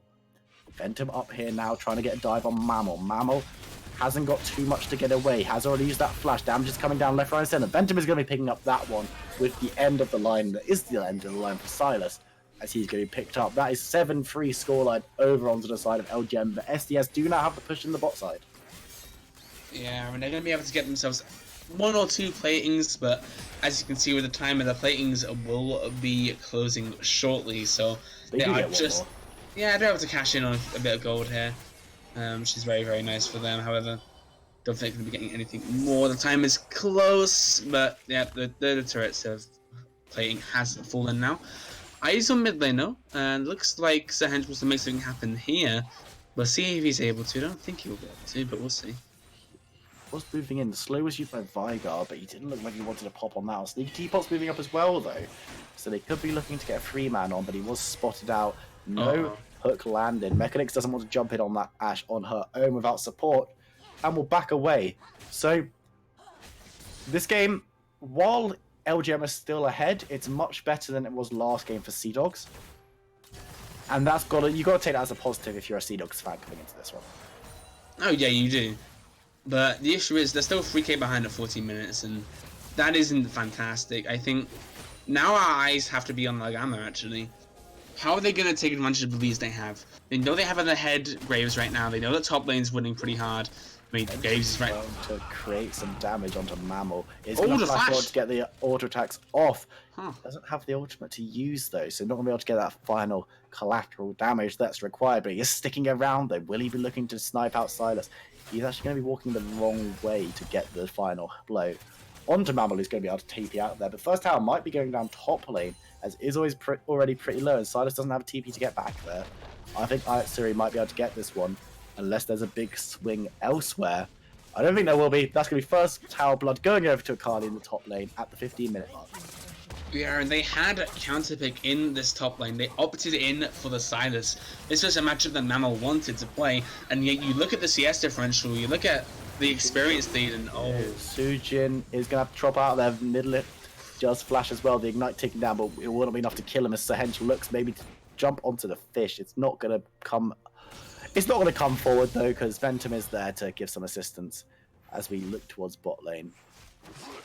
Yeah, and this top lane matchup is just, it's not how it should be going. Sujin, that was a very brave recall, and he's going to be taken out, Zahedge picking up that one, having to use the ultimate to do so. But Sujin, what are you doing? That was very, very cocky from him. I think Nagama need to be careful. I mean, they're thinking about this too much like last game, where they can just kind of assert their dominance. their dominance isn't as big as they expect, especially on the Fizz, who's only 2-2. He hasn't been doing an incredible amount this game. In fact, Vigo's been doing a great job of staying even. And then disrespects the Amumu completely. The Amumu is actually positive right now, 2-1-1, despite the fact that Ventum has been doing a lot of counter jungling. So they need to make sure they keep their respect. I think there are a lot of members like the Viger, like the Amumu, like the Ashe, who if you do try and overextend against you, if you try and really push the fight, they can fight back, they can peel you off, and they can just kill you for that. And you don't want to die at League of Legends. That's not what you want. LGM need to make sure they're not complacent. Is I think the nuts and bolts of it. They need to make sure that they can close this one out. They don't have the massive lead, so they can't just afford to do whatever the hell they want. But Nidavellir might be in trouble here. He does get the double stun from the cage, but Ayatsuri doesn't care about your stuns, as she's going to dash through and get the kill onto Vigar. That's her second of the game, which is pretty good on the Akali, and what we touted to be maybe not a negative matchup for her, but one that Sylas will potentially favoured in a little bit. Sylas gets a little bit of a push in the top lane, but again, just rotating back to Mammal hasn't really done anything on this pick, and I just don't understand the drafting from SDS, as Rift Herald is going to be summoned in the mid lane as the fight continues top. Akali going to be jumping around in that shroud, probably not going to have any kill pressure as another tower goes down bot lane. Action all over the map right now as we're seeing Ventum now going for Dragon after dropping that Rift Herald. It's just, LGM are just turning up the heat right now, and they're just looking for the objectives all over the map, saying, okay, we know that we're not as ahead as we were last game, but we're about to change that. I mean, 5k gold in 18 minutes, that ain't half bad. That's not bad, but it's not as good as last game. Sure, it's not as good as the last game, fine. But it's still a good snowball, and right now, they are executing on it fairly well. It's now this Amumu. He's going to have to flash towards the cage to try and get out. The banish shots will miss, though. Sujin is there on the other side. Take him out. Mechanics will be picking up that one with the last hit, though. So, bit of a KS from the Kai'Sa, but you know what? Donating to your marksman is never a bad thing. As they look to get the last out tower, it took them 4.5 minutes longer than it did last game, but they do manage to pick all those up pretty early without reply. But now the Angel's going to be taken down in the middle of little blue ball of death following him through. So a kill traded for a tower, not really the best. Actually, it was 1-for-1 because the movie did go down as well. So it's going to be a struggle for SDS unless they can pick something else up. Sujin, though, jumping straight onto Nidavellir. Nidavellir not having an ultimate, he's going to go down instantly as Sujin looks to chase on. Mechanics is there as well, jumping away from the top bench. Abyssal Void. That is 2 quick kills over to the Kai'Sa. 4-1-2. As we move back towards the top side, see a little bit of a scuffle going on as Ventum turns up as well. I think this could be another kill if Mammal plays it incorrectly. Mammal is going to go down, actually. There's nothing incorrect about that. Akali just does so much damage as Sahej turns up back top. But he's going to have to be careful as well. He's not the tankiest man in the world. 12 kills to 5 for LGM. They are looking dominant in this game as well. And Sea Dog's going to have to put out something miraculous in order to stay in this series. Yeah, I mean, that mid lane fight says it all of how I kind of had a criticism of how the competitions work together. You have the Viger, you have the Ashe, you have the Engage there. The problem is that because Kai'Sa is so slippery, they try and go and kill her, but they can't get all the abilities down. And then Fizz says, okay, I'm just going to ignore the cage completely and jump onto you. And it is the epitome of, you just drafted a bunch of Engage into a composition that is very good at avoiding Engage. Like, I don't know. The more I look at the draft, the more I look at how it's being executed right now, I'm not a huge fan. However, the execution itself, I feel like LGM are doing a much better job at just moving around the map, getting objectives when they need to, getting the objectives. Like, they've been using the Rift Herald very well with that bot lane tower, and use that to get the dragon. They really do know how the ebb and flow of this game does work, and they've been playing a macro game, not only in terms of solo kills from getting these big snowballs, but this is showing that not only can they just hard snowball, but they can also utilize their objectives very much sync up when they're doing what, and they're doing very good. They're playing like a hive right now very much. You look at them, they're like 3 of them around this top side. You've got Graves heading into the jungle, over in mid, Fizz is being the side lane threat in the bottom lane. No one can really fight him. It's great play by them, and they know about these lane assignments. They know where to put each other. It's great. It's really professional and organised from LGM for a team that has maybe looked questionable in terms of their macro gameplay at times this season. They're looking remarkably organised. And with that being their weakness, obviously individually they've been some of the best players we've got in this league. So being able to turn that individual ability, as I'm going to have to be cut off, as Ventum is just going to be caught up and it's probably going to be exploded. Ventum is going to be picked up and they're picking up that one. But they picking over one of their main weaknesses, you could say, is Mammal might be in trouble. Ale the Angel is going to be there with this chain, and the damage is going to come through from the Akali and the Kai'Sa, with Akali picking up that one. Abyss of Void is going to bring Sahench into the fight, but he's going to be brought straight to a death sentence, but not a real death sentence though, because he's not actually going to sentence him or anything. He's going to just walk off. He's getting a little bit tanky now, which is obviously what you eventually go Mumu, unless you're going full AP, which I like seeing, but probably not in a quarterfinal game, as Tanked is going to be locked up and taking a lot of damage here. We could see a fight now as Sahench jumps in, trying to get the engage off with the bandages. Akali's on the backside though. The ultimate's going to come down. The Curse of Sand Money hitting onto Akali only for the fence, chumming the waters for the Amumu. The death sentence lands. This time it is a real death sentence, as he is going to go down. Akali jumping away from that cage to make sure she isn't stunned up on the tower. That is just going to be a quick kill over onto the side of LGM. They might look to continue the siege. Or are they going to look for more kills? They've got men on the side looking for a flank. I don't think they will though. I think they're just going to try and get this tower as Ventum takes away his red buff. Yeah, this is looking worse and worse for Sea Dogs, and they're able to make one or two things happen. You saw the Graves get engaged in the bottom jungle, and they use their CC chain correctly. And that's very good. It's great when they're able to get picks like that, but the problem is I think those picks are going to start becoming few and far between. And you've seen these team fights, because of the snowball and the huge gold lead that Gamma have right now. Sure, whilst I think the team composition that Sea Dogs have is better at team fighting, I feel like because of the gold advantages, it's actually the Gamma who are starting to be favoured in these team fights, because there's sure, what areas of Tom Kench around, there's a lot of CC available for the side of Sea Dogs. I still don't think there's enough protection for this Ashe, because this Akali, this Fizz, can just walk into a fight and say, Philister, you're dead, and he just has to accept that. There's nothing he can really do about that. His place in the world right now is just to die. As we see him once again taking a lot of damage, the Crystal Eye is going to come through though, and Sahench is going to look to run interference. But with the comp that they've built, Sea Dogs, their tanks kind of go into the fight. So they're not really on the outskirts to kind of defend Mumu. Defend Ashe. You don't need to defend Mumu, he's a tank. So when your Mumu is jumping in, your Tom Kedge is probably jumping in, as we see the Death Sentence landed onto him, as well as a chummed up waters. He might be taking a lot of damage here. He will be using that shield to create effect though, as Ale the Angel is going to be forced to flash away from Mumu. And the cage is going to land. I think this Fresh might be going the way of the fishes as he goes down. Phil's still picking up that one. Baron is on 4k health though, as they're still doing it. Mammal in the bot lane. Akali might be looking to fight. They're doing Baron without all their members, and it's just the fact that they can do this is insane. The Hedge has come in though. He might be able to steal it. The Baron is going to be resetting right now as the Hedge goes down. He did manage to stop the Baron, didn't manage to steal it though. I think with a little bit more coordination, Sea Dogs could have got something there, as Philostor is going to take the half health as Akali is around the back over by Red Buff. He's going to be taking down Mechanics, picking up that one, as Red Buff will also be slain in the same fashion. Mammal is going to be chased down now. Mechanics looking for damage there. The Red Buff has been transferred as Vigor is supposed to flash over to the Krugs to get away. We do see 4 deaths over on the side of Sea Dogs, and they did not trade a single kill over. They did stop the Baron, but for how long is the real question, as it looks like LGM might want to just start this map again. And Hench, at least in my opinion, that makes a huge misplay. He bandage rushes onto the Baron, it's on 900 health, you just need to hit it a bit more, and then you've got the steal secured, you've stolen away that Baron, that's just so huge. But instead he chooses to engage onto the likes of Benton.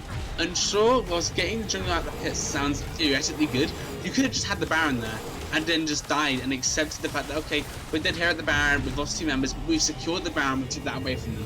What he does, he overextends a little bit too much, and in my opinion, that costs them that exchange, because then they don't get a hold of the Baron and they lose the ensuing fight because of the Akali and the Fizz just being so damn slippery in their backline. That Kai'Sa has so much damage now, 6-1 and 5. It's just sad to think that this Kai'Sa is just nowhere near as fed as she was last game, and is still exceptionally fed.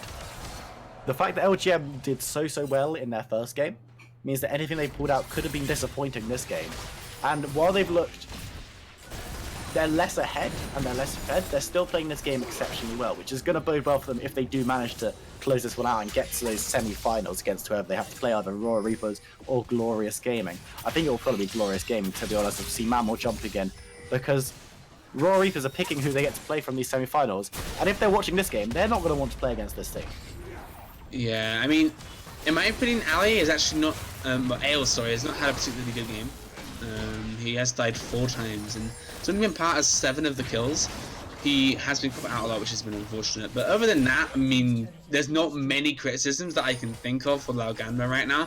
They have shown a very dominant performance, and I feel like they could very well be a team who could make it to the finals and could contend for the throne.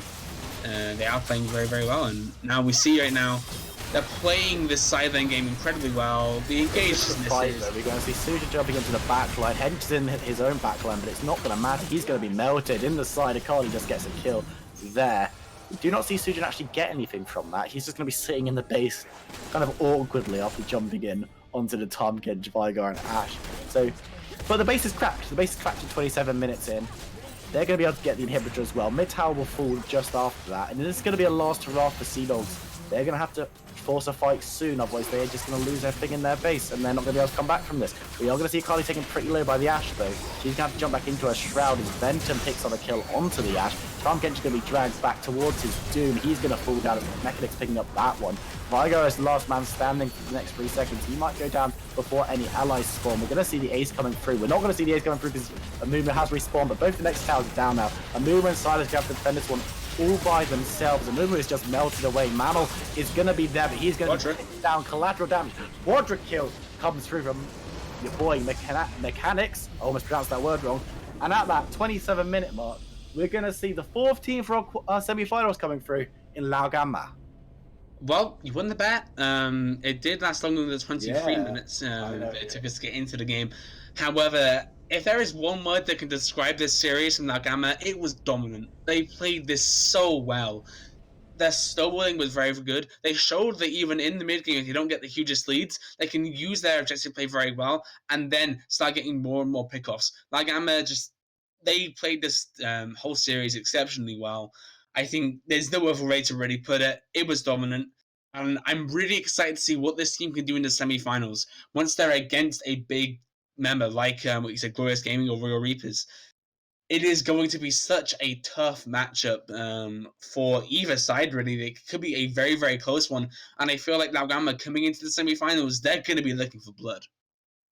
They're going to be looking for blood, and they're going to be looking at the title. If you can beat someone in that fashion, 2 games in a row, you've got to be hoping that you can get something done, make a deep run, at least through the semi-finals, trying to get towards that final. But of course, they will have to go up against Royal Reapers or Glorious Gaming, and of course, they will also be contesting that spot with our winners from yesterday, actually CBA. 4 very strong teams going to the semi-final. Who's going to win the whole tournament, Byron? Who's going to do that? Well, I will quickly going to update. Royal Reapers have picked CBA for their match. I don't blame them. I wouldn't have picked LGM after that at all. So So Glorious Gaming will be going up against Laoganma. Now, as for my bet as to who's going to win the whole tournament, it's a tough one. I feel like for me, it's between. I think it's going to be Royal Reapers versus Laoganma final. Okay. I put my money there. Okay. As to who's going to win it, I'm really not sure because Laoganma have shown a bit of inconsistency. Like, sure, this series they look dominant, and if they continue this form, it could be great. But I have that nagging doubt in the back of my mind that's like, just pick Royal Reapers. Laoganma are going to bottle it. And it's just, I think my bet's going to go towards Royal Reapers purely on how well they performed in the regular season. Okay. But I think Laoganma could certainly take it. I think that honestly, Glorious Gaming I might be underrating a bit. They might come out and just beat Laoganma. And imagine what kind of statement win that is going into the finals. So there are a lot of even CBA as a dark horse could go ahead and take it. So it's a tough one, but I think Royal Reapers is my safest bet right now. That's where I'd put my money if I had to. Okay, yeah, that's probably the smart bet. But we have got 4 very close, very good teams going into this semi-final. It's going to be really exciting. You can join us next week to watch those. We're going to have both of those semi-finals being streamed right here on this Twitch channel. So make sure you drop a follow just to make sure that you know when we're going live. And then, of course, the week after, we're going to be going for the semi-finals and the finals of our very own Square One Championship first season. Finals and the first 4th place playoff, of course. So even if they don't get to the finals, they'll still get that best of 5 series in. So these 4 teams looking very, very strong. Raw Reapers, actually CBA, Laoganma, Glorious Gaming. And I'm just excited to see what happens. Do you have any final beads of wisdom before we sign off, Byron? Not really. It was a great series. I'm super excited to see what team takes it. Like we said, it's gonna be so close. Like all of the teams that are currently in semifinals, I could see a feasible scenario where they take the tournament. And usually that isn't the case. There'll be one team I'll be like, nah, just discard them. But even CBA, like, I could see taking it. So it's gonna be a super exciting event. Make sure you guys don't miss it because anyone can take the crown. Anyone could take the crowd, indeed. Well, that is all we've got time for, ladies and gentlemen. Massive congratulations for Lao Gamma for confirming their semi-final position, and commiserations, Sea Dogs. You put up a valiant fight throughout the whole season, and of course, we're going to be looking forward to seeing you next season to see how you do. But from me and Byron, that's all we've really got time for today. Thanks very, very much for watching, and make sure you tune in next time for our massively anticipated semi-finals.